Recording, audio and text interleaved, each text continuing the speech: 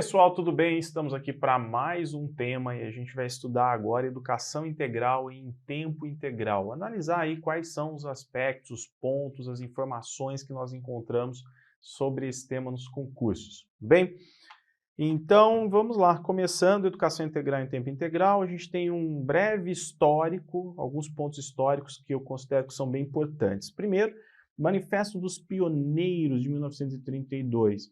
Esse manifesto, gente, já defendia a educação integral como um direito, olha que interessante, um direito biológico de cada indivíduo e também como dever do Estado, né? Então, dentre as demandas, as exigências, até poderíamos dizer, do Manifesto dos Pioneiros, para que a gente pudesse ter uma educação nova no Brasil, uma nova estrutura, uma educação pública de qualidade, universal, para todos, etc., laica.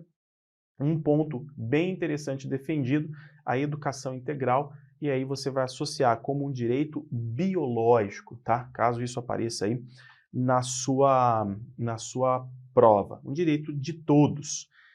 Aliás, direito biológico tem relação com o desenvolvimento humano, ou seja, para o ser humano, para o indivíduo, para a criança, para o jovem, para o adulto se desenvolver, a educação ela tem que ser integral, ou seja, ela tem que trabalhar todas as dimensões do sujeito, tá bom? Maravilha? Então, direito biológico. Nós temos aqui também como iniciativa, essa é uma iniciativa de Anísio Teixeira, é um projeto dele, mais especificamente falando, que é o da Escola Parque. Previa a construção de centros populares de educação em todo o estado da Bahia, ok? Para crianças e jovens até 18 anos. O centro era composto de 4 escolas classe e de uma escola parque. Esse projeto, depois, lá nos anos 50, né, ele foi iniciado em Brasília. Okay? Então havia previsão lá também de construção de escolas parque em Brasília. Algumas foram até construídas, no entanto o projeto não deu muito certo, não foi para frente. Tá? Então essa concepção de escola parque, a princípio para o estado da Bahia, acabou de certa forma sendo implantado no final dos anos 50 no Distrito Federal, no caso em Brasília, mas não foi adiante o projeto. Maravilha? Aqui um ponto importante, né, que chama muito a atenção da Escola Parque é a questão do currículo. Então a ideia, a proposta, né, era justamente juntar atividades intelectuais, colocar aqui atividades intelectuais, mais atividades práticas. E as atividades práticas seriam diversas.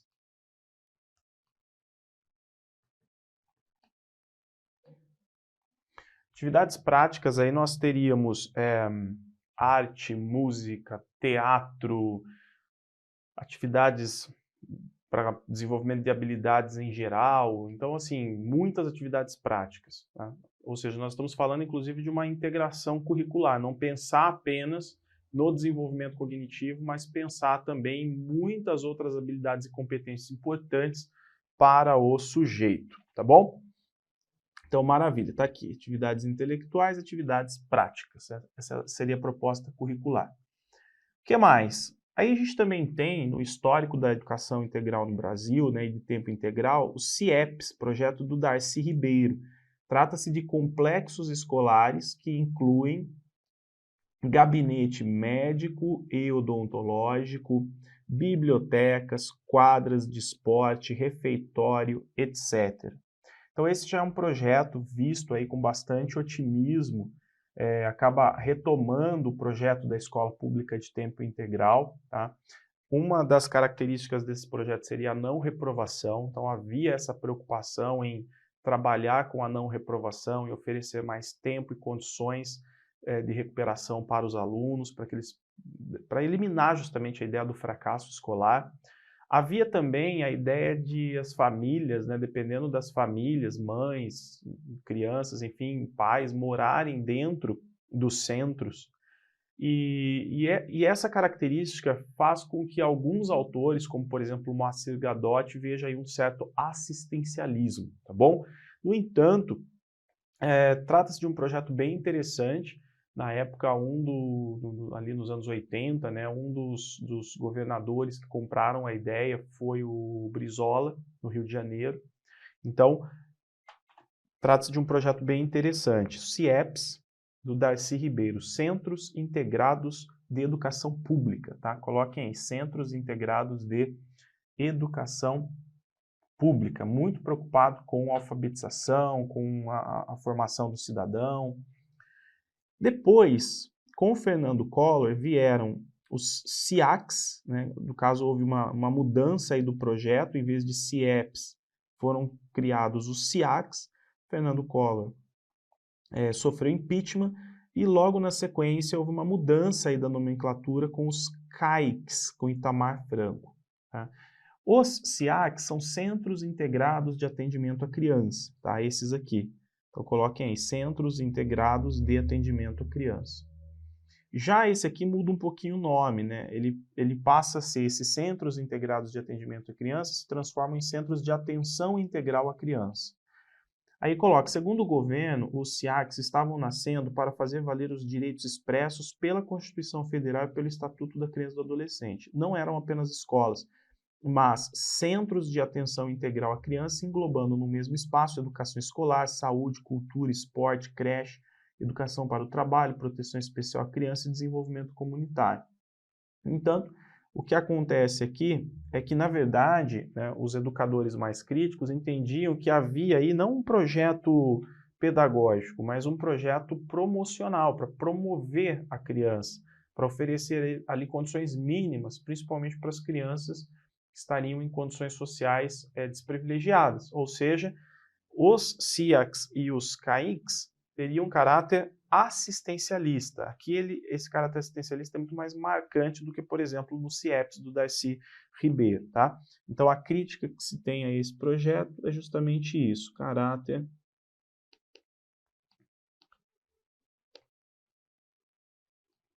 assistencialista, preocupação com a promoção da criança, promoção até, assim, entre aspas, né, promoção no sentido de oferecer bem-estar e um certo desenvolvimento em termos de saúde, proteção de higiene, etc., alimentação, do que realmente pensar num currículo rico e até mesmo inovador, tá? Beleza, o que mais? Bom, aqui a gente entra num tópico bem importante, que é a escola pública integral, integrada e integradora. Tá? Então, vejamos. Quando a gente fala de educação integral e tempo integral, o que se deseja é, por exemplo, no âmbito de todas as escolas públicas, né? Vamos pensar na escola pública, é uma educação realmente rica.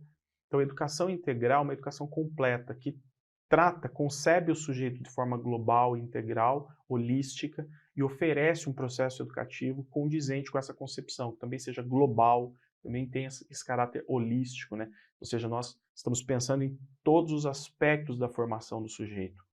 E essa educação integral, ela não pode apenas aparecer em escolas modelo, ela tem que aparecer em todas as escolas. O ideal é esse. Então, nós temos isso nas políticas públicas, eu vou falar disso mais ao final das aulas, mas essa é a grande preocupação. Né? Então, não pensar em assistencialismo, em atender uma parte ou outra da população, mas oferecer a escola que trabalha um currículo, né, a educação integral para todos e, de preferência, se for possível, de tempo integral também.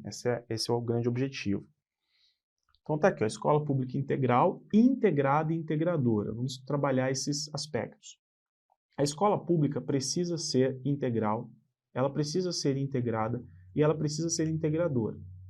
Aí diz aqui, ó, integrar o projeto ecopolítico-pedagógico da escola, as igrejas, as quadras de esporte, os clubes, as academias de dança, de capoeira e de ginástica, os telecentros, parques, praças, museus, cinemas, além de universidades, centros de estudos, ONGs e movimentos sociais, enfim, de integrar o bairro e toda a municipalidade. Tá bom?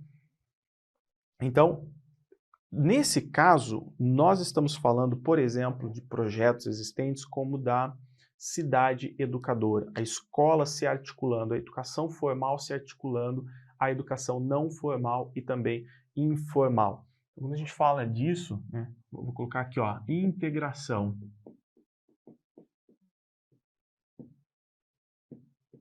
Integração escola, que é parte da educação formal, ligando-se num processo de articulação com educação não formal e educação informal. Ok? Então, a escola se integrando aos bairros, comunidades, educação informal, não formal, ONGs, movimentos, associações, né? Atividades em museus, etc. Aqui há uma valorização da cidade educadora.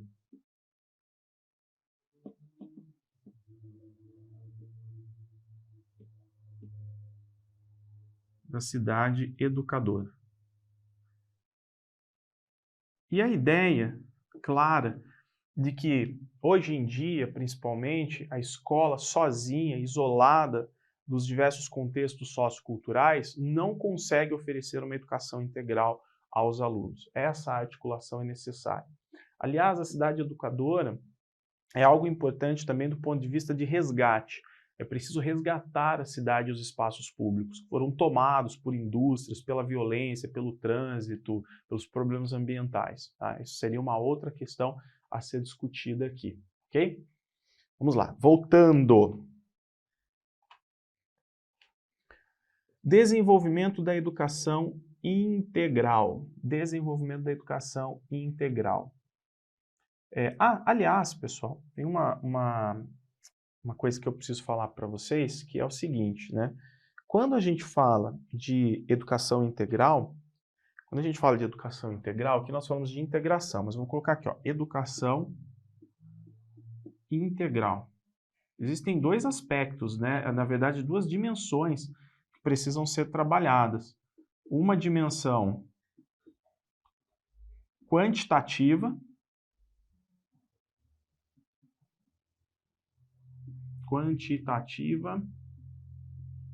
e uma dimensão qualitativa.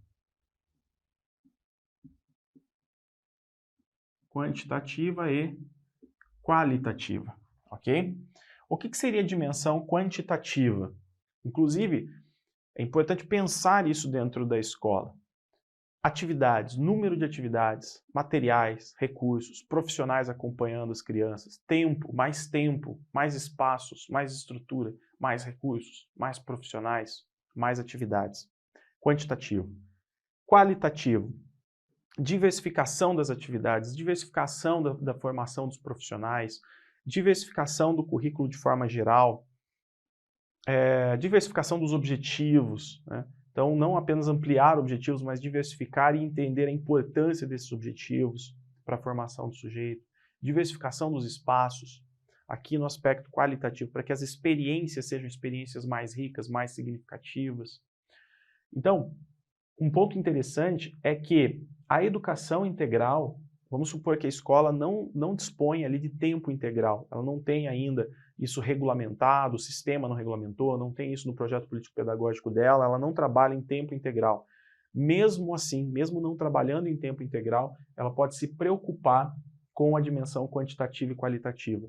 Ou seja, é possível oferecer uma educação integral, um currículo com variação de atividades, com participação de profissionais, com riqueza de experiências, tanto na dimensão quantitativa quanto qualitativa, em uma escola que não trabalha em tempo integral, tá bom? Então, é possível sim termos uma educação integral em uma escola que não tem ainda regulamentado o tempo integral, beleza?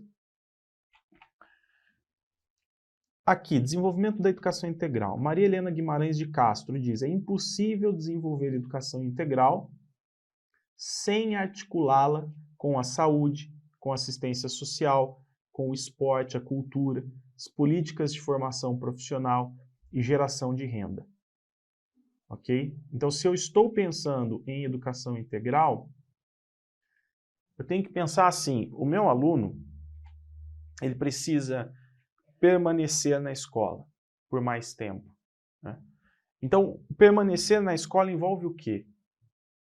Envolve uma rotina mais complexa dentro da instituição. Então, eu tenho que ter atividades ali, eu tenho que ter programas de saúde.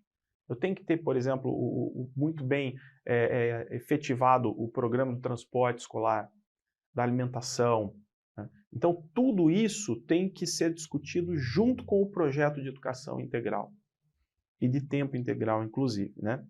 Não são a mesma coisa, mas podem estar vinculadas. E para isso é preciso fortalecer as redes de interação entre as políticas sociais. Por exemplo, unir, né, fazer com que haja parceria entre órgãos públicos da área da saúde, da área do transporte escolar, etc. E também parcerias com outras entidades, como associações, ONGs, etc. A escola de tempo integral, agora aqui, ó, de tempo integral, depende muito da participação dos pais. Porque quando a gente fala de tempo integral, a gente tem que... Bom, os alunos vão ficar mais tempo na escola, por quê? Né? Qual é o objetivo? A gente sabe que no mundo todo, a ideia do tempo integral está relacionado à educação integral, para que a escola tenha mais tempo de oferecer atividades realmente significativas para a formação dos alunos. Atividades que eles não terão fora da escola. Agora, o aluno ele também tem direito ao esporte, ao lazer, além, obviamente, do seu desenvolvimento intelectual, ele também tem direito a outras atividades de socialização para desenvolvimento em outros aspectos. Então, se eu não quero esse aluno, por exemplo, fora da escola, onde ele estaria, de repente, né, ali sem aprender nada, eu quero ele dentro da escola, eu também não posso tirar dele aquilo que lhe é de direito. Por exemplo, o lazer, por exemplo, o esporte, etc. Então, o currículo ele tem que se enriquecer. E a participação dos pais é importante para que esse currículo seja construído da maneira mais significativa possível. A escola que adotar o tempo integral precisa estar ciente de que precisa incorporar em seu projeto político-pedagógico o formal, o não formal e o informal, que trata-se justamente dessa articulação aqui, né? Da articulação da escola formal, da educação formal, com a educação não formal e com a educação informal. Ou seja, a sala de aula articulada com trabalhos fora da sala de aula. Trabalhos escolares articulados com trabalhos extra-escolares. Os objetivos da escola de tempo integral não são específicos deste tipo de escola. Então, os objetivos que nós temos na escola de tempo integral, gente, são objetivos de toda a escola, tá? Já que toda a escola deve almejar uma educação integral. Se eu falo, por exemplo, eu quero formar o cidadão, isso não é um objetivo específico da escola de tempo integral, é o objetivo de toda a escola, mas quando eu tenho tempo integral, eu tenho mais oportunidades de ampliar esse currículo e trabalhar esse currículo, né? Ou seja, esse tempo, nós temos o tempo a favor para trabalhar um currículo mais complexo, com os alunos buscando os mesmos objetivos que existem nas escolas que não são, né, escolas de tempo integral. Agora, existe um ponto muito importante que nós devemos levar em conta, que é o seguinte: a ideia de educação integral também tem a ver com uma responsabilização da escola. Então, há um aumento aqui da responsabilidade da escola, porque ela vai ficar mais tempo com esse aluno e, obviamente, vai gerar uma expectativa de formação de mais qualidade. Então, o aumento da responsabilidade da escola está relacionado a quê? Está relacionado ao princípio da proteção social. Na verdade, não se trata necessariamente de um princípio, né, mas de uma ideia de proteção social. Só que essa proteção social não de caráter assistencialista, tá? Por isso que é muito importante a escola que quer trabalhar, né, um currículo pensando na educação integral e principalmente se estruturar para tempo integral, pensar nisso que nós trazemos aqui, né, com relação a Maria Helena Guimarães de Castro. É impossível desenvolver a educação integral sem articulá-la com a saúde, assistência social, esporte, cultura, etc. Então, isso... Por quê? Por que essa articulação é tão importante? Porque a escola assume uma responsabilidade maior. né? Uma responsabilidade de proteção social que tem a ver com cuidar e educar, e não apenas cuidar. E aqui eu não estou falando de proteção integral, que é o princípio que nós temos, né, o princípio mais importante que a gente tem no âmbito do Estatuto da Criança e do Adolescente. Falando de proteção social, uma ideia que envolve o cuidar e o educar, em que a escola assume mais responsabilidades. Beleza. Aqui, quando ele coloca assim, ó,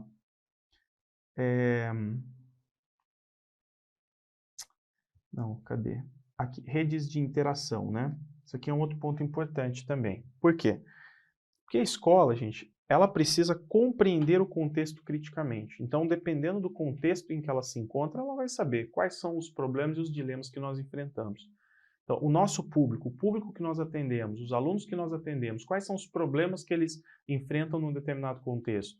Em termos de higiene, às vezes de tratamento de esgoto, sanitários, de violência, de estrutura, quais são esses problemas? Então, a escola integral de tempo integral, ela precisa compreender criticamente o contexto para que esse aumento da responsabilidade ao atender o aluno seja condizente com as necessidades e as demandas daquele contexto, pensando sempre em prioridades.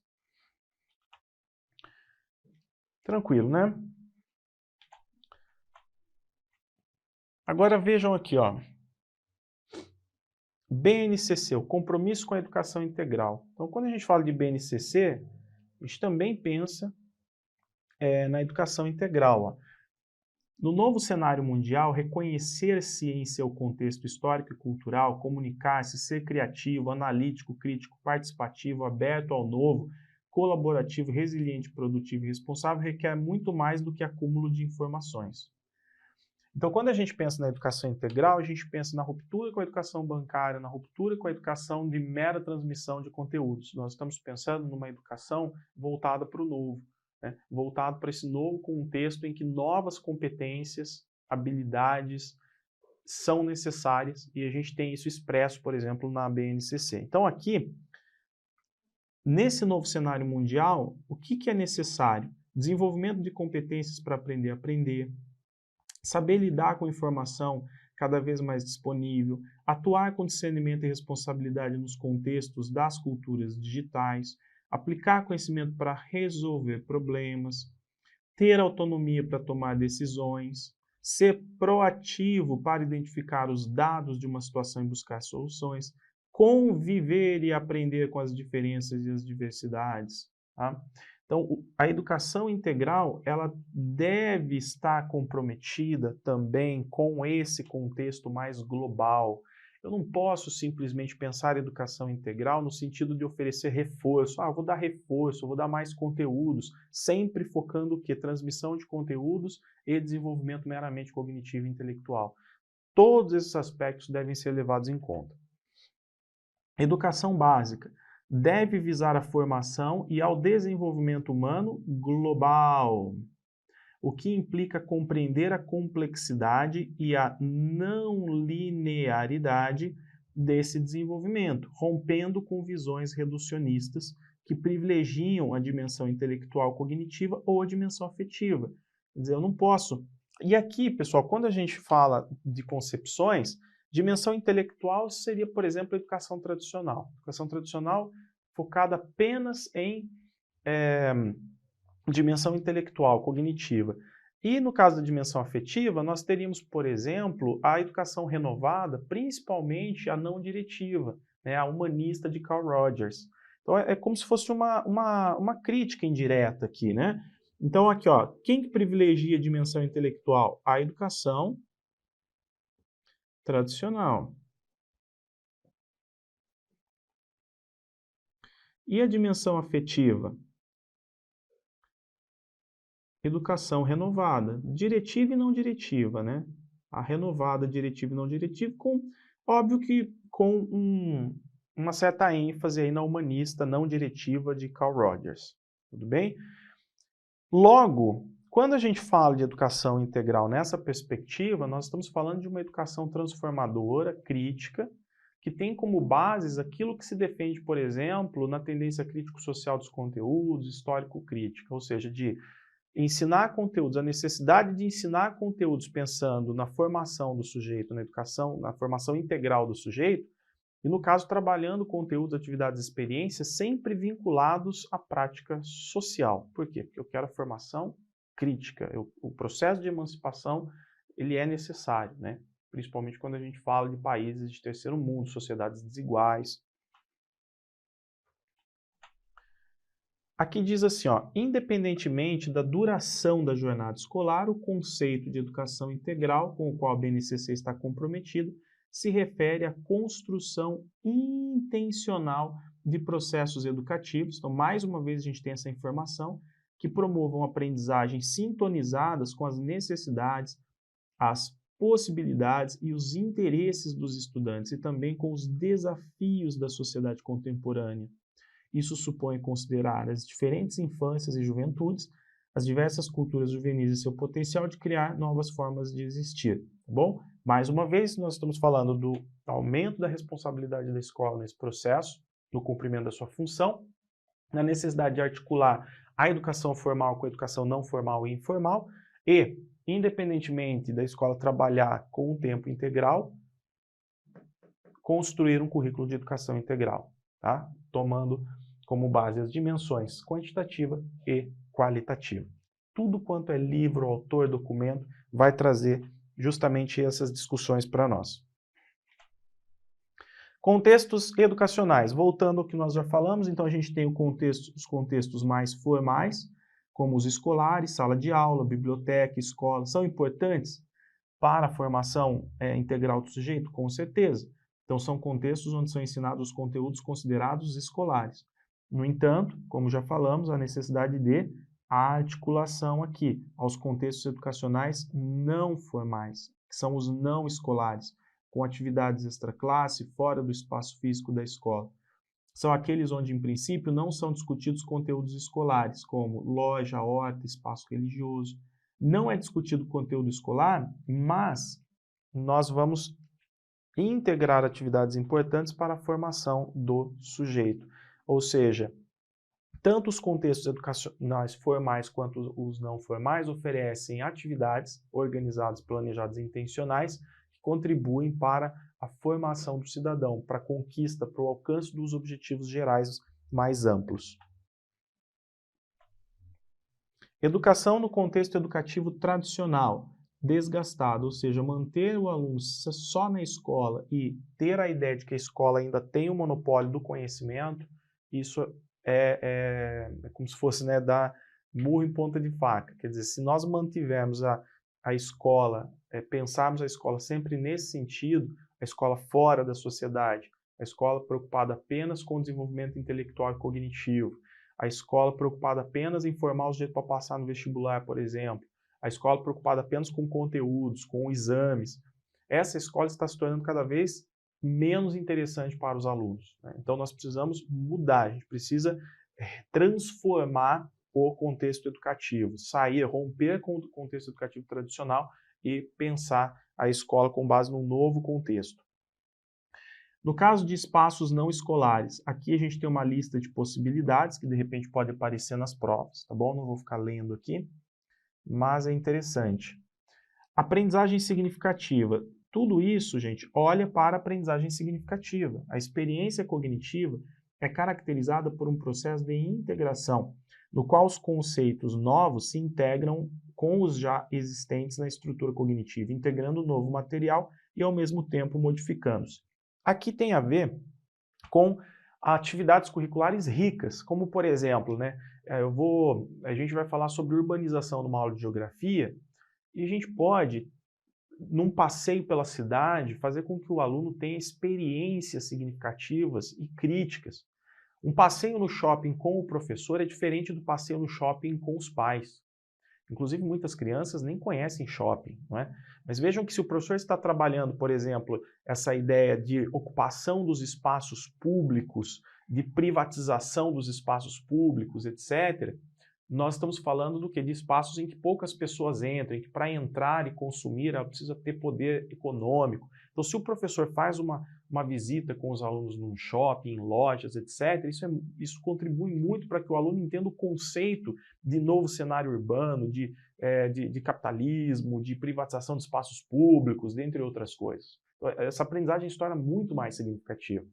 E nós temos o escolar, aquilo que acontece na sala de aula, articulando-se aquilo que acontece fora da sala de aula, né? E, inclusive, vamos dizer assim, com uma exploração dinâmica, crítica e planejada de todos os espaços oferecidos fora da escola. Aí a gente está falando novamente desse projeto de cidade educadora, inclusive.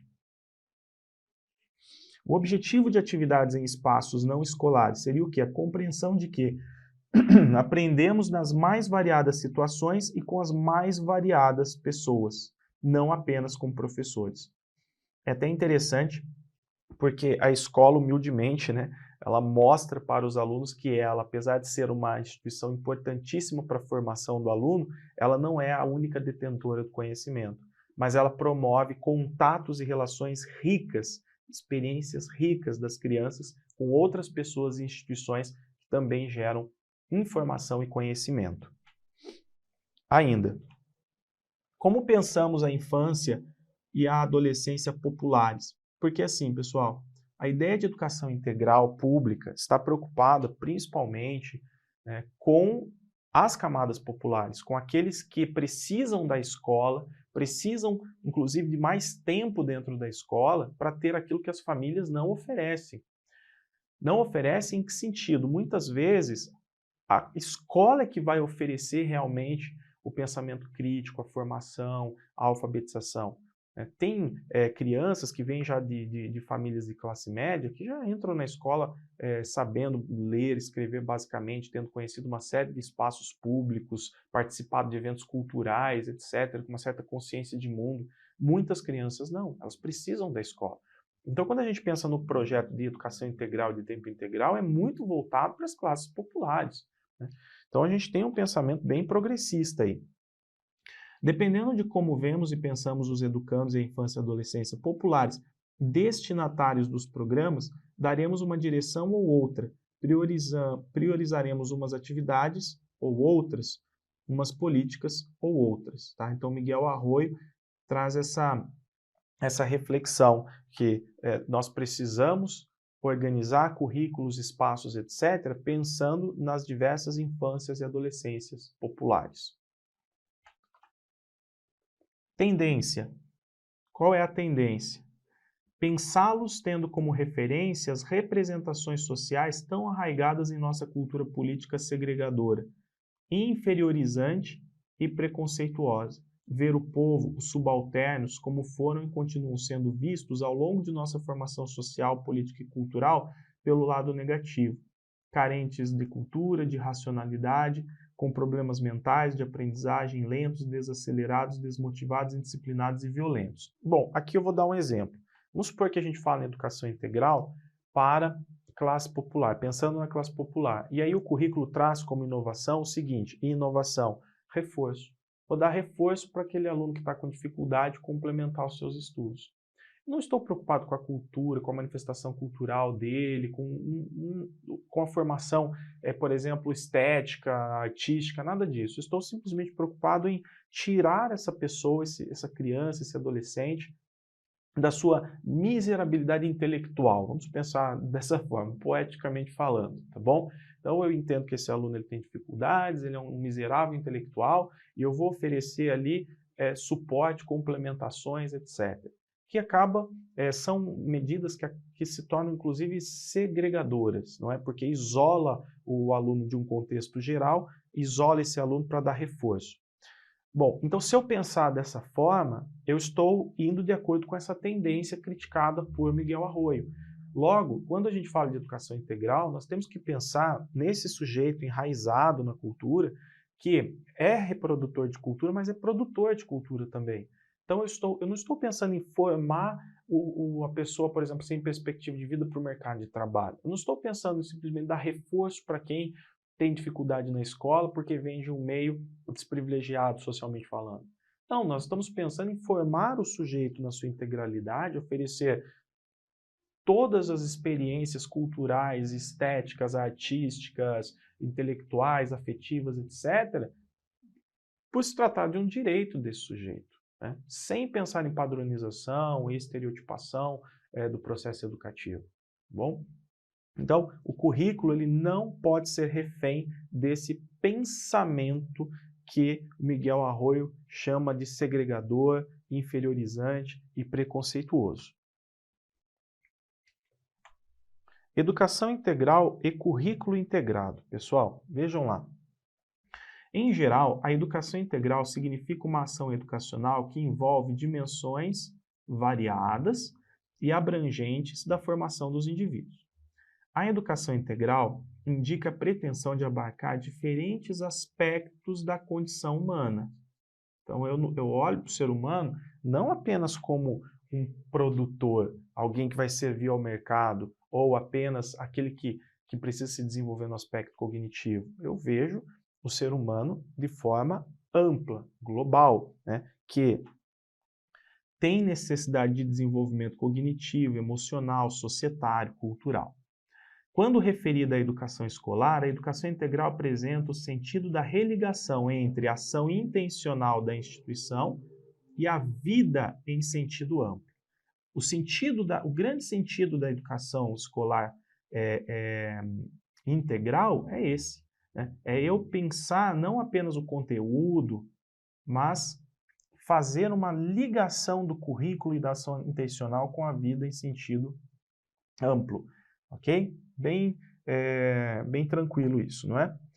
E aí, pessoal, eu deixei aqui para vocês algo que eu não vou ficar lendo, até porque a gente estuda em outros momentos, mas eu deixei aqui para vocês uma revisão legal, tá? Ou seja, leis, documentos importantes que você precisa ler e dar atenção para isso quando a gente fala de educação integral, porque de repente lá na tua prova, a educação integral, de tempo integral, será cobrado com base em documentos, que na verdade acontece bastante, tá? Vejam aqui, ó. Então nós temos, eu coloquei artigos da LDB, ok? Que vão falar de educação em tempo integral, vai falar de jornada escolar ó, em tempo integral. Coloquei também a Resolução 7 de 2010, que são as diretrizes curriculares nacionais para o ensino fundamental de 9 anos, tá? Ó, então são artigos e parágrafos bem importantes. Coloquei também o Plano Nacional de Educação, a Meta 6, não é? Que fala da oferta de educação em tempo integral e também coloquei suas estratégias. Também coloquei aqui para vocês o Programa Mais Educação, que é idealizado ali em uma versão nova dele em 2008, depois 2010, discussões, até que a gente tem um decreto, e o Programa Mais Educação, ele pensava, né, já trazia aqui a proposta de promover a ampliação de tempos, espaços e oportunidades educativas, ok? Que tem a ver com educação integral e de tempo integral, com ampliação de jornada e de currículo. Ok? Está aqui o Programa Mais Educação, o decreto que regulamenta ele em 2010, o 7083, e os principais artigos desse decreto, que de repente podem aparecer numa prova também. Ok? Todos eles, toda essa revisão legal, que a gente acaba estudando em outros momentos, né, dependendo aí dos conteúdos que você está estudando, mas que podem ser, de repente, cobrados junto com o tema educação integral. Tá? Então, vale a pena fazer uma boa lida, uma lida com atenção desses conteúdos aí. E é isso, pessoal. Não é um tema difícil. Você tem um material aí que eu acredito que está te oferecendo todas as informações importantes para que você possa acertar a sua questão. E na sequência, vou disponibilizar uma aula também aí de resolução de exercícios, ok? Então a gente segue em frente. Vamos lá.